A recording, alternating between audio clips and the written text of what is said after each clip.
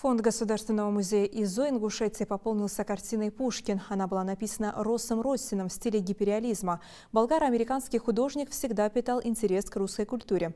Александра Сергеевича Пушкина называют солнцем русской поэзии. В этом году исполняется 225 лет со дня рождения русского классика. Его портрет вошел в выставку из 10 портретов «Лицо России. Личный взгляд». Она прошла в 2020 году в Государственной Думе.